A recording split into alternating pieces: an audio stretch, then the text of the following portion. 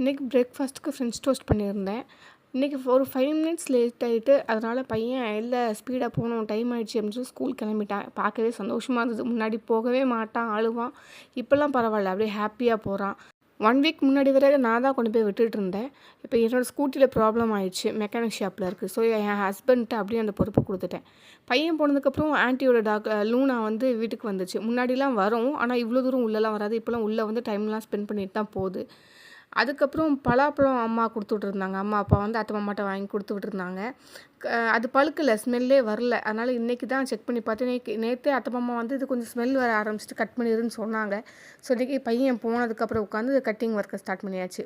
எனக்கு நல்லா ஞாபகம் இருக்குது. நாங்கள் கல்யாணத்துக்கு முன்னாடி அப்பா நாங்கள் எல்லாருமே சேர்ந்து கட் பண்ணுவோம். சூப்பராக இருக்கும். பெரிய பழமாக வாங்கிட்டு வந்து எல்லோரும் சேர்ந்து உட்காந்து கட் பண்ணுவோம். நல்லா டேஸ்ட்டாக இருக்கும். எனக்கு ரொம்ப பிடிக்கும். அதனால் இந்த வாட்டி வாங்கி கொடுத்து விட்டுருந்தாங்க. இது நானே தனியாக கட் பண்ணதுனால ஏதோ பெரிய அச்சீவ்மெண்ட் மாதிரி இருந்தது எனக்கு. இது கட் பண்ணுறது கஷ்டம் தான், ஆனால் அதோட டேஸ்ட் செம்மையாக இருக்கும். அதனால் நான் அப்படியே என்ஜாய் பண்ணேன். கட் பண்ணிட்டு இருக்கும்போதே கொஞ்சம் உள்ளேயும் போயிடுச்சு. அதுக்கப்புறம் மீதியை எடுத்து வச்சுட்டு வீடு க்ளீன் பண்ண போயிட்டேன்.